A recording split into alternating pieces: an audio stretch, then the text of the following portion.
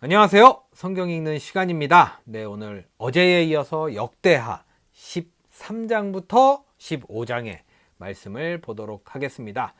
바톤이 이제 또 아비야한테 넘어갔어요. 아비야의 이야기가 나올 것 같은데 또 이제 또 3장으로 딱 15장에 또 아비야가 또 다른 사람한테 바톤을 넘기면서 끝나지 않을까? 그런 예상을 한번 해보면서 우리 역대하의 말씀 보도록 하겠습니다. 네, 먼저 역대하 13장의 말씀 보도록 하겠습니다. 여로보암 왕 18년에 아비야가 유다의 왕이 되었다. 그는 예루살렘에서 3해 동안 다스렸다. 네, 굉장히 짧은 시간이네요. 그의 어머니는 기브아 사람 우리엘의 딸 미가야이다. 아비야와 여로보암 사이에 전쟁이 벌어졌다. 아비야는 전쟁에 용감한 군인 40만을 뽑아 싸우러 나갔고 여로보암 역시 정예 군인 80만을 뽑아서 맞섰다. 네, 정예 군인 좀 든든하거든요. 용감한 군인도 좋은데 정예 군인이 좀 든든한데 얘네가 인원수도 2배가 많아요. 굉장히 여로보암의 우세다라고 생각이 되네요. 아비야가 에브라임 산간 지역에 있는 스마라임 산 위에 서서 소리쳤다. 여로보암과 온 이스라엘은 내가 하는 말을 들어라. 주 이스라엘의 하나님께서 다윗과 소금으로 파기될 수 없는 언약을 맺으시고 이스라엘을 다윗이 다스릴 나라로 영원히 그와 그의 자손에게 주신 것을 너희들이 모를 리가 없을 것이다. 그런데 다윗의 아들 솔로몬의 신하였던 느밧의 아들 여로보암이 일어나서 자기 임금에게 반역하였다. 건달과 불량배들이 여로보암 주변으로 몰려들어 솔로몬의 아들 르호보암을 대적하였다. 그때에 르호보암은 아직 어리고 마음도 약하여 그들을 막아낼 힘이 없었다. 너희는 수도 많고 또 여로보암이 너희의 신이라고 만들어준 금송아지들이 너희와 함께 있다고 해서 지금 다윗의 자손이 맡아 다스리는 주님의 나라를 감히 대적하고 있다. 너희는 아론의 자손인 주님의 제사장들 뿐 아니라 레위 사람들까지 내쫓고 이방 나라의 백성들이 하듯이 너희 마음대로 제사장들을 임명하지 않았느냐? 누구든지 숫송아지 1마리와 순양 7마리만 끌고 와서 성직을 맡겠다고 하면 허수아비 신의 제사장이 되는 것이 아니냐. 그러나 우리에게는 주님만이 우리의 하나님이다. 우리는 그를 저버리지 않았다. 주님을 섬기는 제사장들은 다 아론의 자손이다. 레위 사람들도 자기들의 직무를 수행하고 있다. 그들은 날마다 아침 저녁으로 주님께 번제를 드리고 향을 피워 드리고 깨끗한 상에 빵을 차려 놓고 금 등잔대에는 저녁마다 불을 밝힌다. 이렇게 우리는 주님께서 정하여 주신 법도를 지키고 있다. 그러나 너희는 그 법도를 저버렸다. 똑똑히 보아라. 하나님은 우리와 함께 계신다. 그가 우리의 우두머리이시다. 그의 제사장들은 너희를 공격할 때에 불려고 비상나팔을 들고 서 있다. 이스라엘 자손아, 너희 주 조상의 하나님과 싸울 생각은 하지 말아라. 이길 수 없는 싸움이 아니겠느냐? 그러나 여로보암은 이미 복병에게 유다군 뒤로 돌아가 있다가 뒤에서 나오라고 지시하여 두었다. 복병이 매복하는 동안 중심 공격 부대는 유다군과 정면에서 대치하고 있었다. 유다군이 둘러보니 앞뒤에서 공격을 받고 있는 것이 아닌가. 그래서 그들은 주님께 부르짖고 제사장들은 나팔을 불었다. 유다군이 함성을 지르고 하나님께서 여로보암과 온 이스라엘을 아비야와 유다군 앞에서 치시니 이스라엘 군이 유다군 앞에서 도망하였다. 하나님께서 이처럼 이스라엘 군을 유다군의 손에 붙이셨으므로 아비야와 그의 군대가 이스라엘 군을 크게 무찔렀다.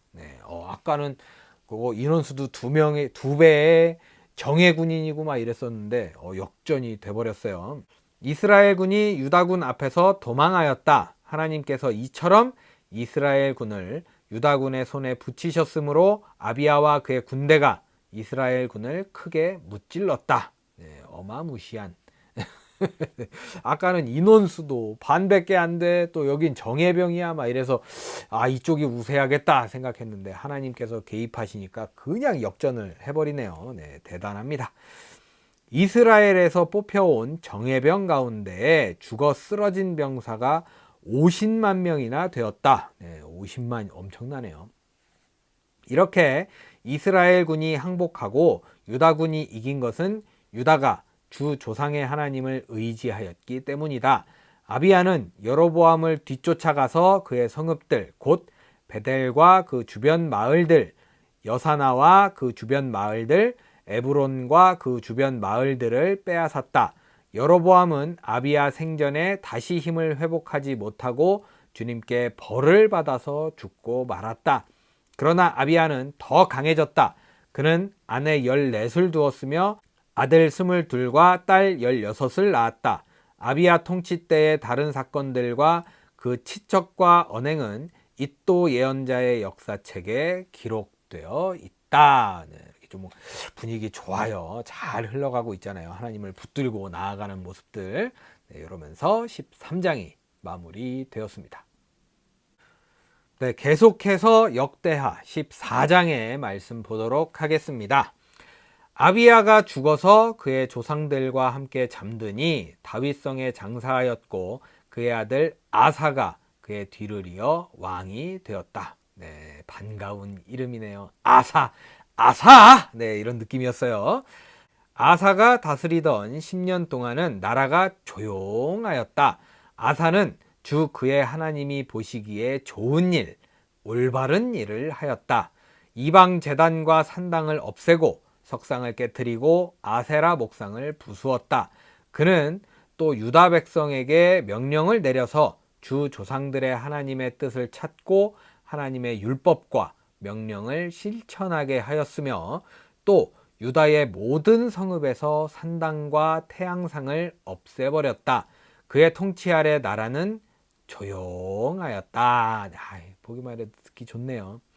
주님께서 아사에게 평안을 주셨으므로 나라가 조용하였고 여러 해 동안 아무도 그에게 싸움을 걸어오지 않았다. 그래서 아사는 유다 지방의 요새 성읍들을 만들 수 있었다.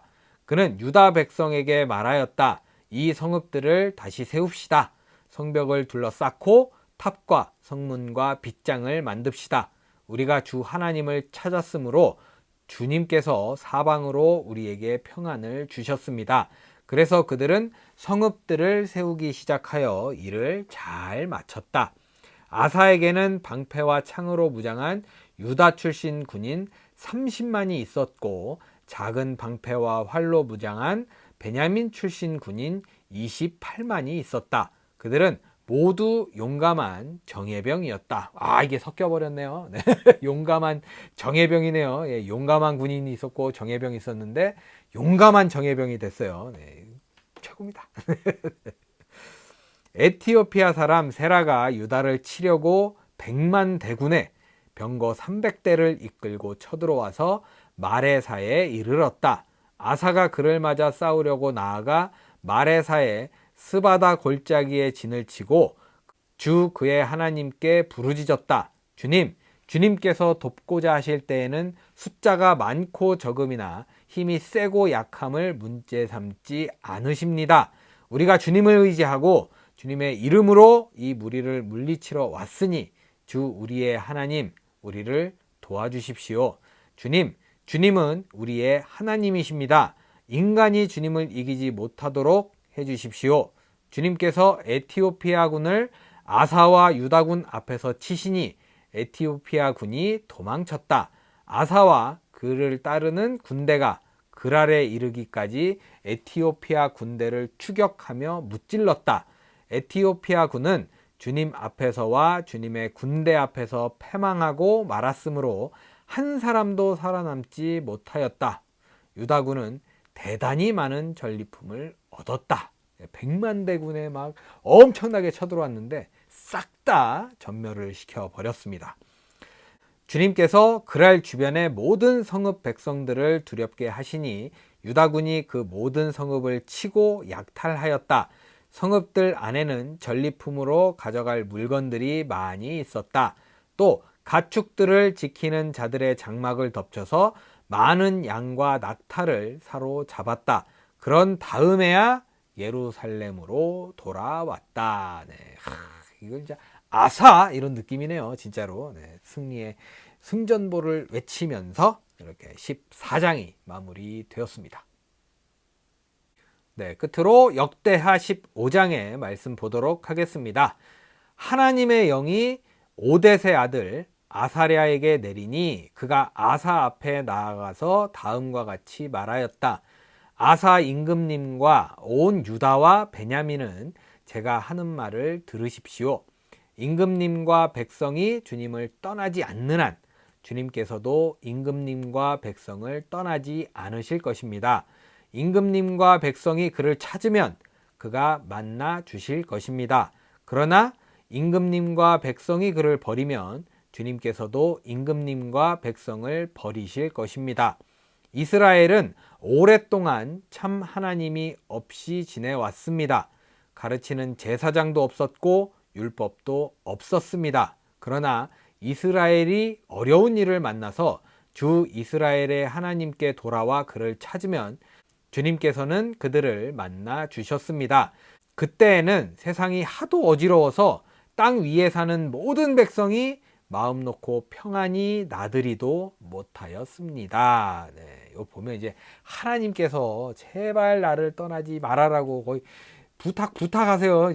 거의 제가 알기로는 출애굽할 때부터인지 언제인지 되게 오래전부터 계속 이거 하나밖에 말씀 안 하세요. 제발 날 떠나지 마라, 날 버리지 마라, 나도 너네 버리기 싫다 이렇게 말씀하시는데 꾸준히 버리고 끊임없이 버리고 말도 더럽게 안 들어요. 이게 되게 말 듣기 힘든 건가 봐요.